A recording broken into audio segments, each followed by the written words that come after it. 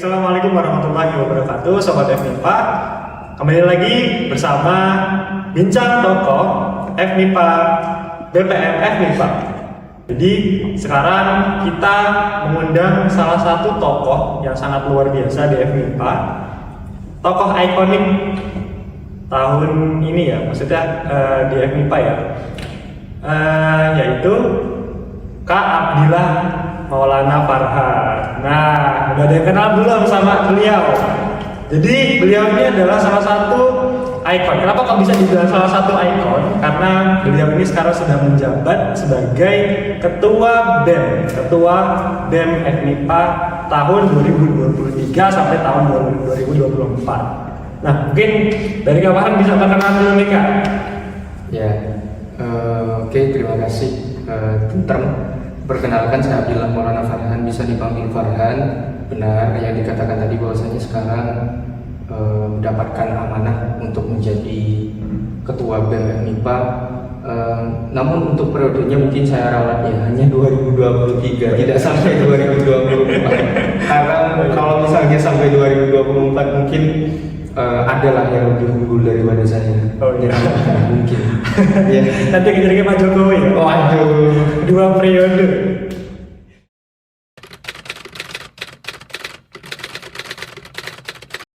Nah, sekarang kan udah perkenalan sama Kak Farhan. Mungkin teman-teman penasaran. Kak Farhan ini sebelum menjabat sebagai Ketua BEM, kan mungkin banyak nih Kak pengalaman Kakak sebelum menjabat sebagai Ketua BEM dan dikenal oleh banyak masyarakat, khususnya di FMIPA ya. Nah, mungkin Kakak bisa apa ya? Istilahnya menerangkan Kak. Mungkin apakah sebelumnya Kakak sudah berpengalaman dalam sebuah organisasi ataukah bagaimana Kak pengalamannya? Ya oke. Memang sebelum saya mendapatkan amanah untuk menjabat sebagai Ketua BEM, sebelumnya itu saya ada di organisasi himpunan. Ya, namanya mungkin Himpunan Mahasiswa Biologi Hima Biobakteriopek, dan kebetulan juga pada periode sebelumnya yaitu di tahun 2022 saya menjabat sebagai Ketua Himpunan. Dan ya disitulah saya belajar terkait dengan leadership, kemudian cara untuk mengorganize suatu organisasi dengan baik, dengan maksimal, dengan memanfaatkan SDM yang ada dengan segala kekurangan dan juga kelebihan. Saya juga belajar di situ. Dan ya ini mungkin menjadi modal walaupun saya memang harus tetap selalu belajar dan juga senantiasa harus istiqomah selama menjadi Ketua BEM, tapi saya kira saya sudah mendapatkan modal dan juga sudah belajar daripada cara untuk memimpin suatu organisasi ketika saat saya masih menjabat sebagai Ketua Himpunan di Himabio. Ya intinya teman-teman ya, leadership itu penting ya untuk kehidupan seorang mahasiswa, karena seperti yang dikatakan Kak Farhan tadi ya, bahwa seorang leadership itu mampu mengontrol teman-teman yang lain, mampu membimbing teman-teman yang lain juga ya, gitu.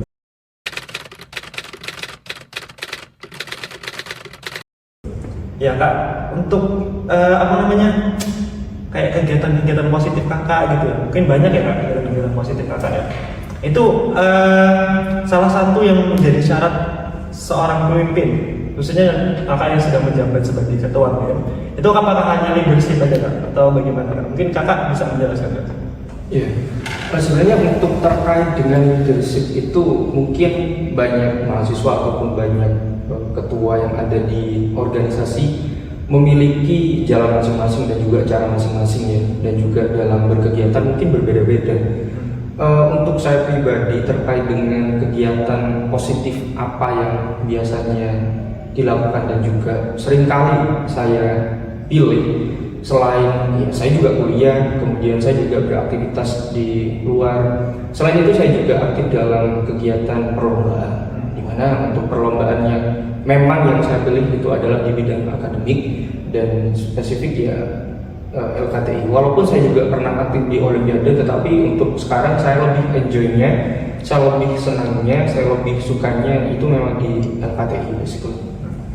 Jadi teman-teman ya, selain yang dikatakan tadi, selain seorang leadership, jadi selain kita berprestasi di bidang non akademik seperti Kak Farhan tadi, itu kita juga harus berprestasi di bidang akademik ya Kak ya. Jadi penting banget sebagai seorang ketua BEM itu menjadi motivasi bagi teman-teman yang lain, khususnya kalau kita warga FMIPA ya. Itu selain di bidang non-akademik, itu kita juga harus berprestasi di bidang akademik.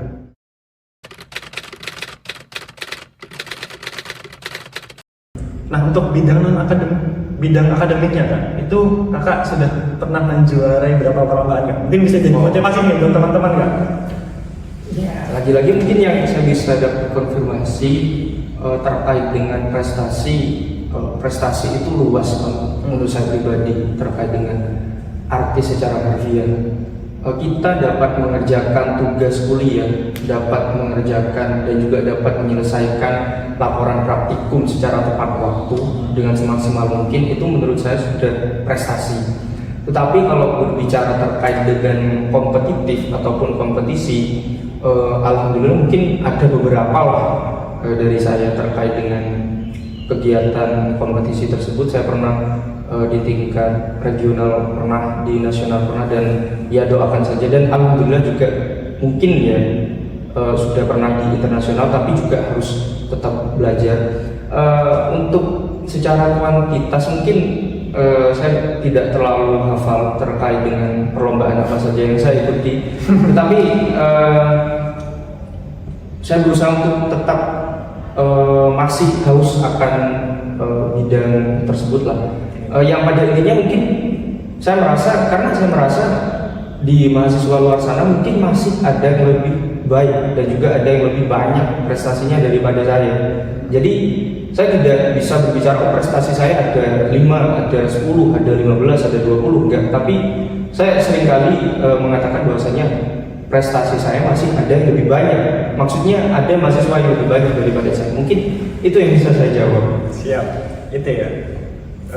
Seorang yang luar biasa itu kadang suka merendah ya guys ya. Nice, mantap jiwa. Jadi teman-teman sobat FMIPA khususnya, untuk menjadi seorang yang ya mungkin ya dikenal dan juga bisa berprestasi di bidang akademik dan non akademik seperti yang dibilang Kak Farhan tadi, dari awal semester Kak Farhan, terus kemudian pertengahan semester, bahkan sekarang sudah mau akhir semester, itu kuncinya satu ya teman-teman ya, yaitu adanya konsisten ya, kayak konsisten dalam melakukan hal-hal yang positif. Kayak misalnya tadi Kak Farhan sebutkan itu dia mengikuti perlombaan, belajar terkait dengan banyak hal soal di bidang akademik sampai juara di kancah internasional dan nasional gitu ya.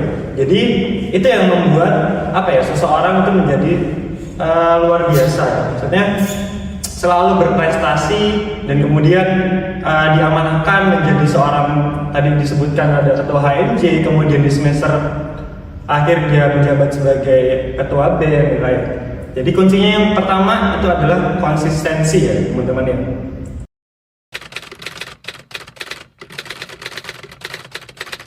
Terus kemudian nih Kak, yang paling penting nih Kak, motivasi kakak nih Kak yang untuk menjadi seorang ketua BEM. Dan alasannya apa nih Kak? Motivasi sebagai ketua BEM ya, mungkin saya tidak pernah berpikiran ya sewaktu masih di siswa di SMA ataupun ketika saat saya masih di Himabio, saya juga tidak terpikir bahwasanya saya akan menjadi ketua BEM.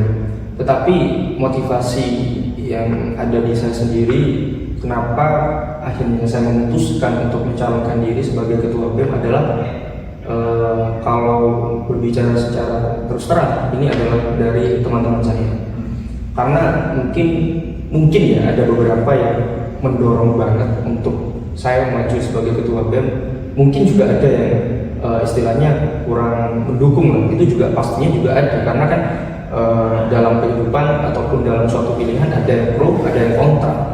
Tapi landasan saya menjadi motivasi saya, motivasi besar ya, motivasi utama memang adalah dorongan dari teman-teman. Karena saya kira untuk menjadi ketua di organisasi itu saya kira hampir sama ya, maksudnya hampir sama, tantangannya juga sama, tantangannya juga kurang lebih sama, walaupun ini tingkatnya sudah beda. Mungkin hanya semacam level ya yang membedakan aja. Tetapi pada intinya kalau menurut saya sih hampir sama sih tantangan yang ada di ketua umum di organisasi saya yang sebelumnya ataupun organisasi yang saat ini, tantangannya hampir sama. Dan motivasi pun ya kurang lebih memang dari teman-teman saya sangat mendukung saya sebagai ketua BEM. Kemudian yang kedua, selain dorongan dari teman-teman juga saya memiliki suatu pemikiran bahwasanya atmosfer dari mahasiswa terutama di MIPA terkait dengan keorganisasian itu mulai berkurang, dan itu yang membuat saya akhirnya langsung terenyuh ataupun langsung ya terketuklah hati saya bahwasanya saya harus tetap di organisasi. Kalau misalnya saya nggak di organisasi terus, ya siapa? Nah, makanya itu kan saya sering kali bilang ya ke organisasi saya dan bahkan ke organisasi lain bahwasanya tahun ini periode ini pengurusnya itu baru, tetapi rasa lama. Maksudnya apa? Saya ini sudah tua kan? Saya sudah dua periode di organisasi, tetapi karena adanya ya atmosfer yang kurang dari mahasiswa, dari adik-adik, otomatis saya harus tetap di organisasi lagi, harus tetap survive lagi. Mau nggak mau saya harus tetap bertahan karena adanya ya penurunan atmosfer tersebut yang membuat saya harus mau nggak mau saya harus maju, saya harus termotivasi akan hal itu. Ya mungkin ya itulah yang saya rasakan selama ini. Ya benar. Jadi benar kawan-kawan ya teman-teman ya. Atmosfer dari FMIPA ya khususnya pada periode-periode ini ya, itu mulai berkurang ya. Apa namanya? Keaktifan mahasiswa untuk berorganisasi. Jadi itu menjadi motivasi kawanan ya. Salah satunya adalah kurangnya atmosfer ya, dari dari aktifnya mahasiswa di sebuah organisasi.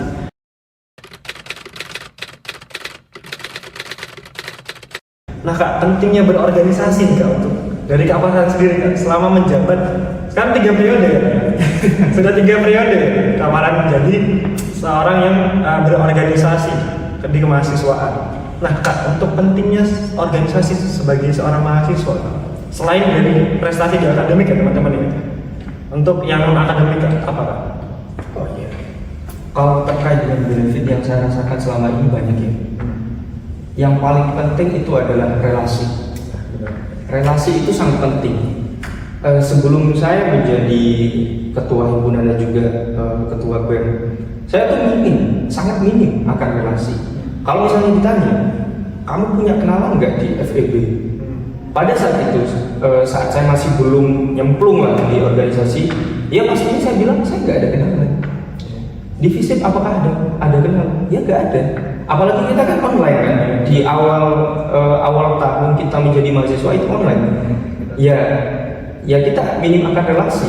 Mungkin ada relasi di FEB ataupun di FKIP, itu pun karena itu adalah teman kita suatu SMA. Mungkin hanya itu dan tidak lebih.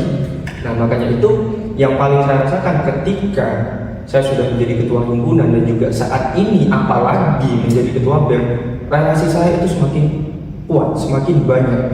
Kalau jadinya teman-teman saya kalau misalnya di jurusan, entah itu juga di fakultas, kalau misalnya ada kebutuhan sesuatu hal terkait dengan punya kenalan di sini kan, ya saya bisa menjembatani. Itu yang paling saya rasakan. Dan juga ketika saya juga ada aktivitas perkuliahan, saya kan juga ikut mata kuliah merdeka ya di FKIP. Ketika saat itu saya mencari ruangan kelas agar tidak bingung, ya saya juga mengkontak salah satu kenalan saya, salah satu relasi saya yang ada di FKIP, biar mudah. Dan itu hanya contoh sederhana. Contoh banyaknya lagi ya sangat banyak. Misalnya berhubungan dengan informasi beasiswa, saya juga bisa mencari informasi ke fakultas-fakultas sebelah. Kalau misalnya di MIPA masih belum ada informasi, saya ngecek ataupun saya menanyakan ke salah satu contohnya adalah Faperta, apa sudah ada informasi terkait dengan beasiswa, mungkin salah satunya beasiswa fungsionaris gitu. Pastinya akan ada informasi-informasi di situ. Entah itu apakah emang sudah ada ataukah emang masih belum ada. Tentunya sudah ada kejelasan, dan itu yang paling saya Maksud saya yang paling terasa. Selain itu juga banyak lah benefit-benefit kalau misalnya kita sudah terjun ke organisasi, terkait dengan mungkin manajemen waktu, terkait juga mungkin bagaimana cara kita menyikapi seseorang yang beda pemahaman dan beda karakter dengan kita. Dan mungkin masih banyak lagi lah benefit kalau misalnya kita di organisasi. Mungkin salah satu contohnya juga public speaking Pak, ya, yang paling terasa ya. Ya mungkin ya. Iya.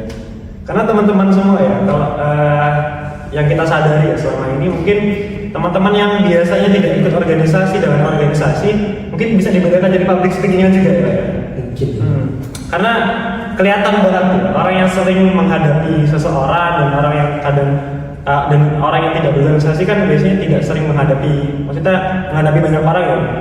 Jadi mungkin bisa kelihatan juga dari public speakingnya. Terus seperti yang dikatakan Kamaran tadi, seorang yang berorganisasi itu pasti memiliki banyak relasi, kan? Yes. Baik di kalangan mungkin di kalangan masyarakat yang MIPA seperti kita, terus mungkin secara lebih luas lagi bisa kayak Farhan sebagai ketua BEM relasinya se-universitas dan mungkin juga di masyarakat lokal ya Pak ya. Mungkin kalau ada kegiatan apa ya, contohnya mungkin yang akan datang itu kita akan mengadakan mimpi mengabdi ya Pak ya.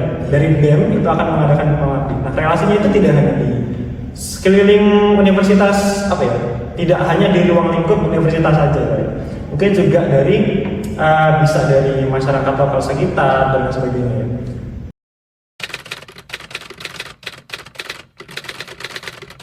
Nah Kak, nih yang paling impresif, maksudnya yang paling mungkin bikin teman-teman yang ingin mencalonkan diri ya sebagai seorang yang ingin berorganisasi atau mungkin tahun depan juga ingin menggantikan Kak Farhan sebagai ketua BEM ya. Yang ini Kak, apa aja nih Kak yang udah dilakuin dan apa ya yang Kakak rasakan setelah menjadi presiden, setelah menjadi ketua BEM? Iya, mungkin apa yang sudah saya lakukan dengan teman-teman saya di BEM, mungkin saya kembalikan lagi ke teman-teman mahasiswa MIPA terutama, bisa menilai sendiri apakah sudah efektif, apakah justru sebaliknya ataupun belum efektif. Saya juga bebaskan ke teman-teman mau menilai seperti apa, tetapi pada intinya untuk saat ini hingga ke depan kita berusaha untuk memaksimalkan SDM yang ada. Yang perlu diketahui bahwasanya yang harus saya akui juga bahwasanya pengurus di BEM di periode ini memang mengalami sedikit penurunan dari segi kuantitas. Nah makanya itu kita berusaha semaksimal mungkin memanfaatkan SDM yang ada, tenaga yang ada untuk ya merealisasikan program kerja yang sudah kita rancang.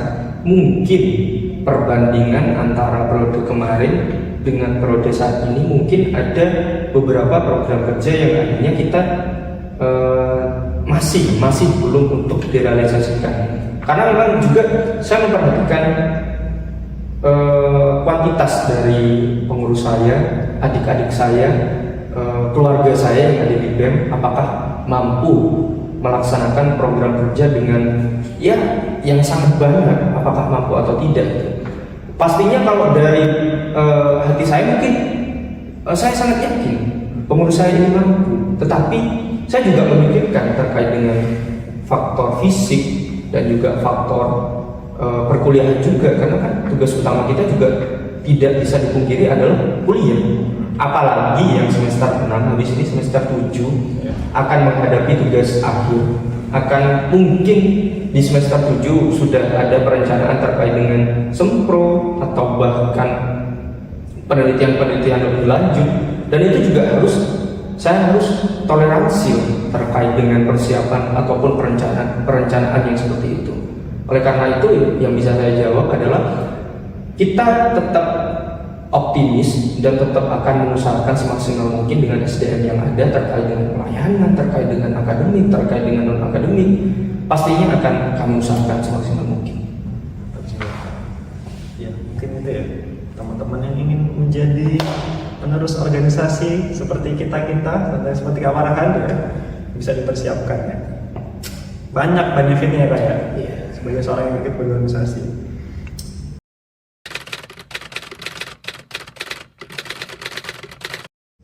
Dari non akademik kita sekarang beranjak ke akademik nih Kak.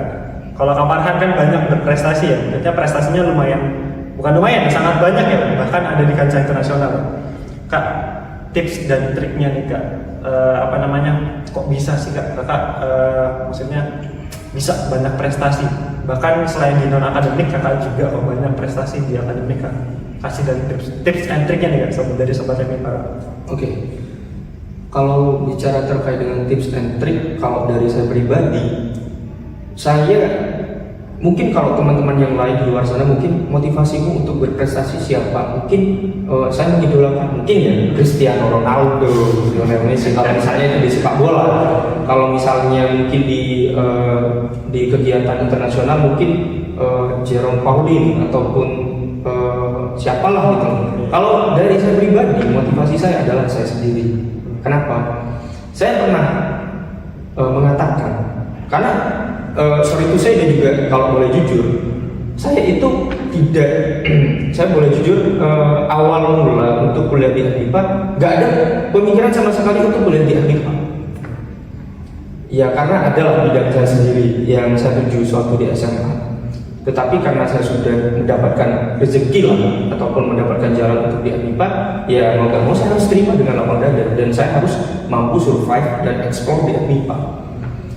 Ya, kenapa saya harus memilih terjun ke bidang perlombaan, terutama di bidang LKTI? Karena saya merasa saya memiliki banyak sekali kekurangan. Oleh karena itu, yang menjadi suatu motivasi saya terkait dengan saya harus konsisten di LKTI. Kenapa? Tidak seluruh mata kuliah bisa saya makan. Misalnya di semester 1 ada biologi dasar, ada kimia dasar, ada fisika dasar. Mungkin di biologi dasar saya mampu makan, tetapi saya di kimia dasar belum tentu saya makan. Fisika dasar, kalkulus apalagi. Maksudnya hal itulah yang menjadi motivasi saya untuk menutupi kekurangan-kekurangan saya. Dengan cara apa? Memanfaatkan kelebihan saya. Saya sadar bahwasanya saya memiliki kelebihan di bidang science writing ataupun kepenulisan. Oleh karena itu saya memanfaatkan hal tersebut. Yang harus saya lakukan adalah konsistensi. Terkait dengan ide saya itu sederhana banget. Biasanya ya, kalau ide saya itu terkait dengan jamu, herbal, itu kan mudah dibuat. Maksudnya masyarakat umum yang mohon maaf pendidikannya mungkin tidak sampai ke jenjang S1 bisa buat jamu. Tetapi itu yang saya pilih. Ide saya itu sangat sederhana, tetapi poin positifnya adalah saya konsisten. Dan saya pernah kalah dalam waktu 1 bulan. Saya ikut 4 lomba, keempat-empatnya itu kalah. Tetapi saya tidak putus asa ya. Saya tetap bangun lagi, terus tetap berkarya lagi, mengumpulkan teman saya, termasuk Anda, untuk saya pilih lah, ataupun juga saya tawarkan terkait dengan suatu project, apakah mau atau tidak. Kalau misalnya mau, ayo kita jalankan, ayo kita lombakan, dan ayo kita buat bersama-sama. Dan paling penting adalah konsistensi. Terkait dengan ide sederhana, silahkan. Yang paling penting adalah konsisten. Iya baik, siap, mantap.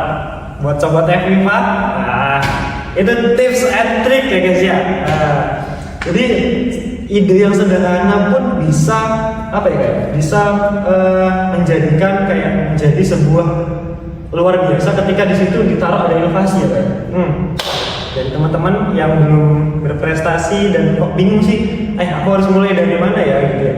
Itu kita mulai dari hal-hal yang sederhana, ide-ide yang sederhana teman-teman ya.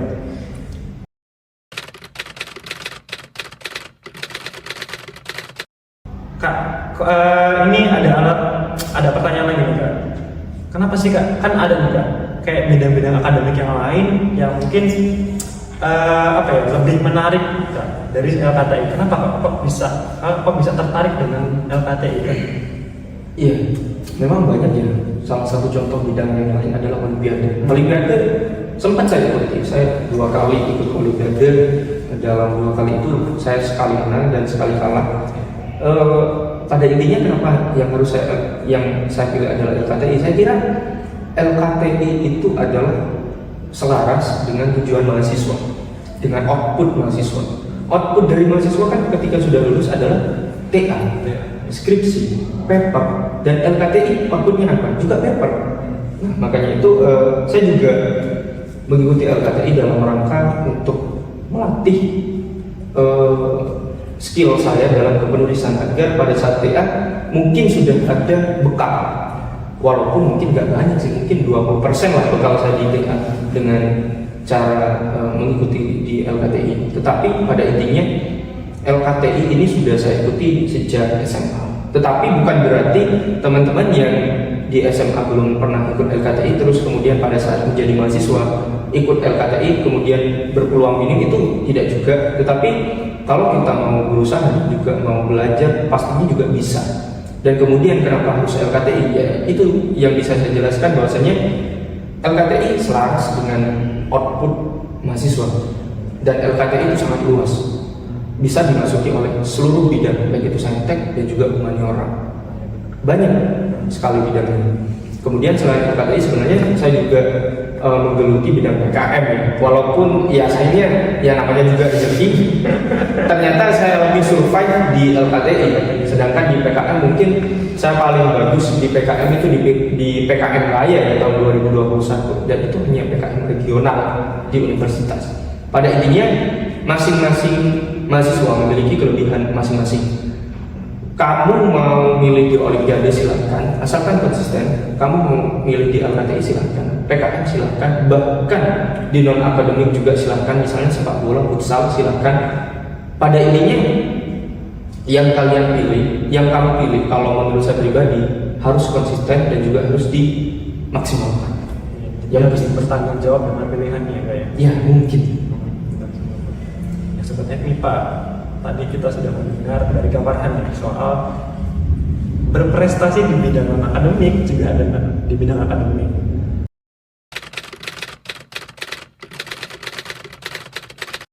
Kak, ini pertanyaan mungkin yang ditanyakan banyak orang dan mungkin teman-teman juga penasaran kok bisa sih Kak berprestasi di bidang non akademik juga sekaligus di bidang akademik.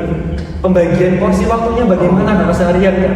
Nah, ini mungkin banyak teman-teman yang kayak banyak penasaran ya Kak. Khususnya orang-orang yang tidak lagi berorganisasi kayak misalnya di kepalanya itu punya pertanyaan. Nanti kalau misalnya di bidang akademik, nanti kalau misalnya gue ikut bidang non akademik, nanti akademik gue jelek ya. Mungkin banyak pertanyaan kayak gitu ya teman-teman. Sobat MIPA khususnya kayak di MIPA kan mungkin kayak jurusan biologi atau jurusan fisika, baik juga kimia, itu kan banyak laporan, terus praktikum, terus mungkin ada kegiatan-kegiatan teman-teman di luar. Nah itu bagaimana sih Kak membagi porsi waktunya? Karena di biologi ini lumayan padat juga ya, baik praktikum juga ya, baik laporannya yang luar biasa banyak gitu ya. Nah mungkin dari teman-teman juga penasaran dengan jawabannya Kak Farhan. Kak, bagaimana sih kakak bisa membagi porsi waktu kakak di bidang akademik juga non akademik, contohnya juga organisasi Kak? Kalau dari saya sih singkatnya kurangi jam tidur. Singkatnya seperti itu.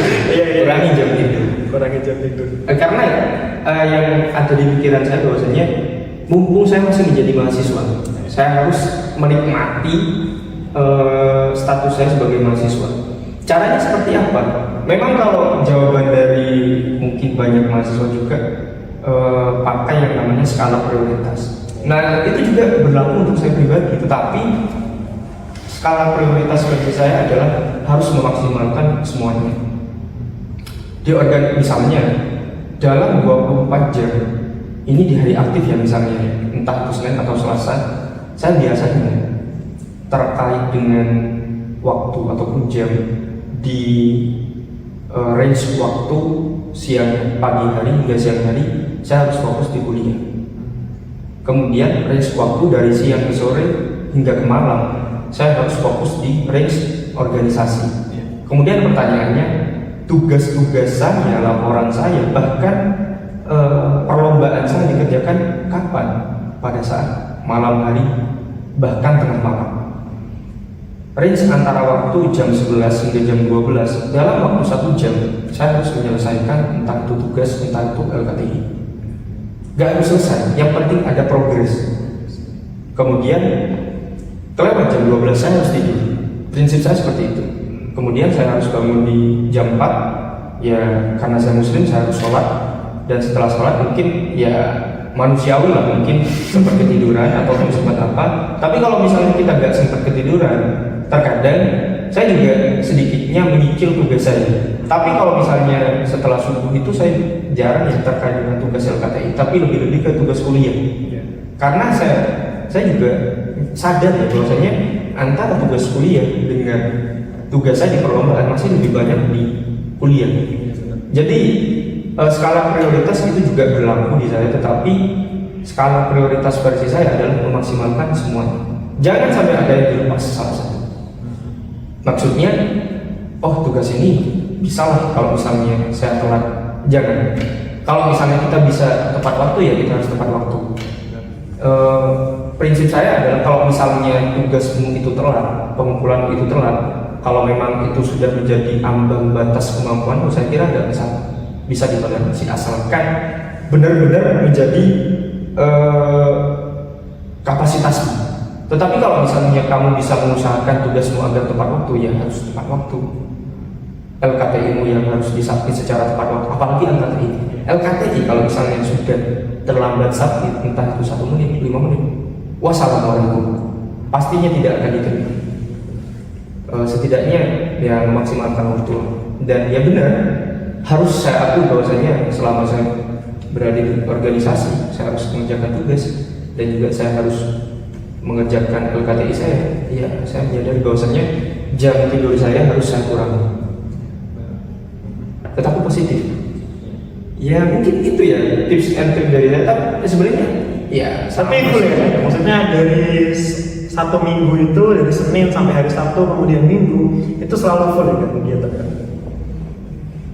Iya, itu yang saya rasakan. Iya, itu yang saya rasakan memang.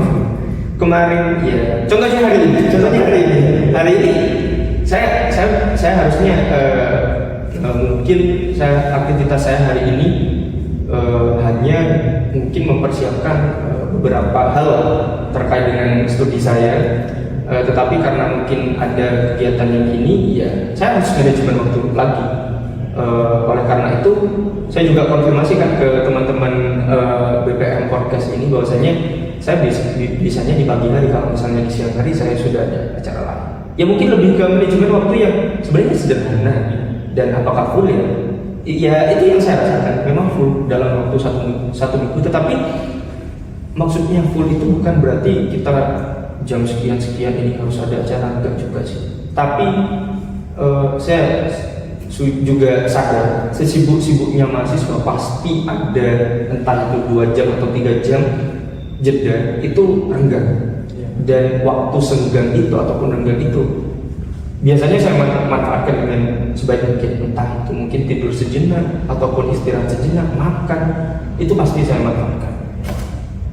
Benar. Teman-teman sobat FMIPA ya, karena apa ya kayak banyak orang yang sudah menjadi mahasiswa itu banyak yang mungkin kayak gue nggak mau sibuk lah, mau santai-santai aja gitu ya. Karena nanti mungkin pengaruhnya ketika lulus ya kan? Iya. Ya jadi kita bisa lebih nambah relasi ketika ikut organisasi, terus kemudian bisa memanage waktu dengan baik, terus kemudian public speaking dan lain sebagainya, itu banyak benefitnya teman-teman sobat FMIPA.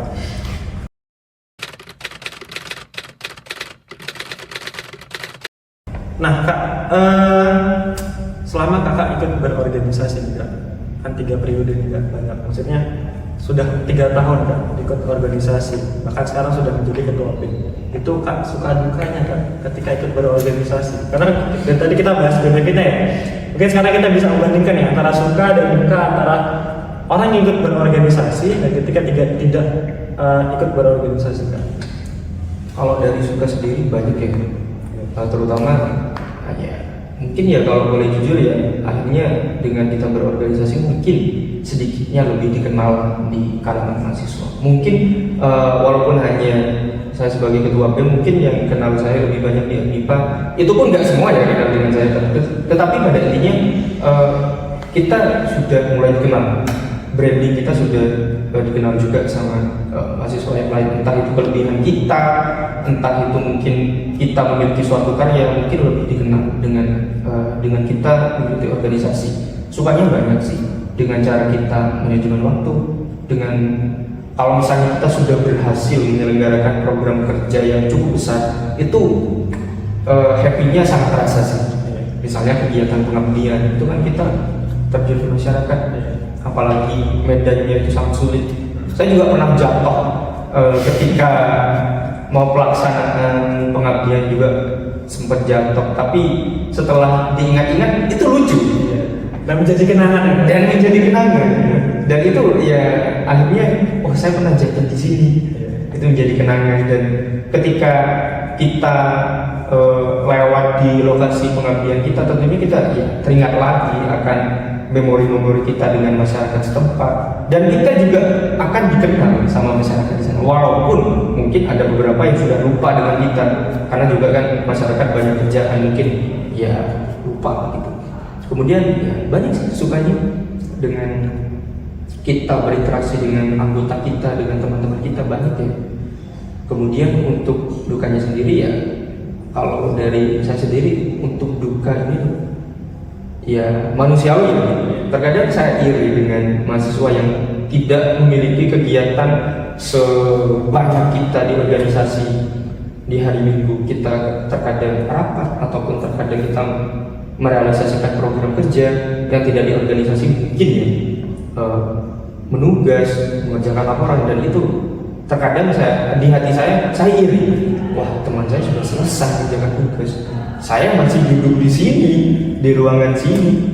Saya harus melaksanakan program kerja. Kalau misalnya saya tugas tidak optimal juga karena fokus saya tentunya di program kerja, dan itu mungkin yang menjadi duka dari saya terkait dengan ya mungkin sifat di hati saya yang masih sering muncul ya. Iya, selain itu juga dukanya mungkin saya memang asli Jember, anak rumahan. Tetapi walaupun anak rumahan, saya juga mirip dengan waktu dengan keluarga.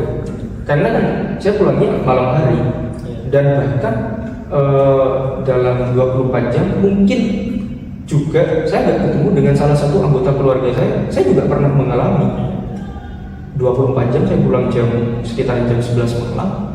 Adik saya yang kecil sudah tidur, kemudian saya berangkatnya pagi, adik saya masih belum bangun, ya saya nggak ketemu. Dan mungkin itu yang saya rasakan. Jadi teman-teman yang merasa Farhan anak rumahan sering ketemu dengan keluarganya, iya saya sering ketemu, tapi gak seluruh anggota keluarga saya. Terkadang ada entah itu satu atau dua keluarga saya dalam 24 jam ini saya nggak ketemu sama sekali dengan kegiatan-kegiatan organisasi dan juga kegiatan yang lain yang sudah saya pilih. Bahkan jika ada program kerja yang besar, terkadang juga kadang kita nginep bareng-bareng ya, kayak di kosan teman, atau kadang juga nginep di kampus ketika ada program kerja besar atau kegiatan-kegiatan akademik lainnya. Terus juga mungkin ada kegiatan akademik yang membuat kita juga harus kayak kayaknya misalnya ngapain, biasanya nginep di kos atau nginep di kosan teman, jadi nggak sempat ketemu keluarga di hari itu gitu ya teman-teman ya. Jadi kesibukannya Kak Farhan itu bukan mungkin ya, bahkan sudah terbayarkan dengan prestasi baik di non akademik dan juga akademik. Jadi yang bisa kita ambil itu pengorbanan yang besar juga akan menghasilkan sebuah mungkin kesuksesan ataupun prestasi yang juga besar gitu teman-teman ya.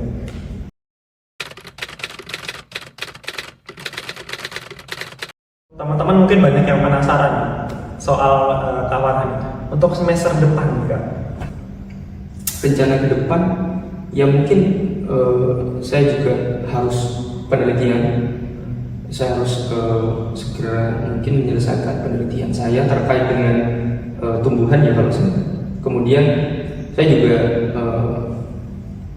merencanakan terkait dengan program kerja di BEM, karena setengah periode selanjutnya ini program kerjanya luar biasa besarnya dan juga luar biasa padatnya. Ya mungkin lebih-lebih ke sikap saya terkait dengan manajemen waktu di BEM, di perkuliahan, karena saya juga semester depan juga masih harus menempuh kuliah juga. Kemudian terkait juga dengan penelitian, mungkin 3 komponen ini yang harus saya perhatikan betul-betul dan juga harus saya maksimalkan. Karena by the way, semoga ya teman-teman doakan semoga semester depan kita sudah lulus ya. Maksudnya kemarin, semoga semester depan kita sudah ambil TA, kemudian sempro, kemudian sidang sampai semester 8. Amin. Semoga ya teman-teman doakan ya, semoga kita lulus tepat waktu. Maksudnya kemarin ya, semoga kita lulus tepat waktu. Amin. Amin. Amin, amin, amin.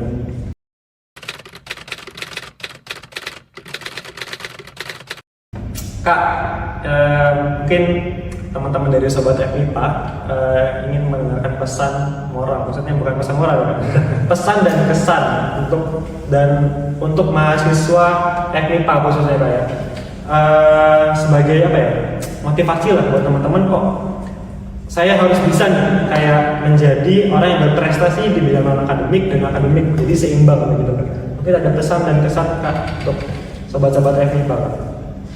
Ya mungkin terkait dengan apa yang kita bicarakan tadi, lagi-lagi saya kembalikan ke para pendengar atau juga mahasiswa MIPA terutama, bahwasanya kalian boleh memilih jalan ke organisasi, mau nggak di organisasi, tapi apa yang kalian pilih harus efektif dan juga maksimal. Misalnya kalian sudah nggak pilih di organisasi, otomatis kalian di perkuliahan, di penelitian harus optimal.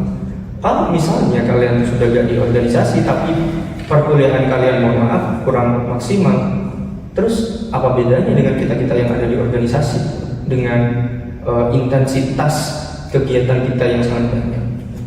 Kemudian ya pada intinya, dan teman-teman yang sudah terjun di organisasi, jangan berpikir bahwasanya ketika sudah terjun di organisasi nilai saya akan menurun.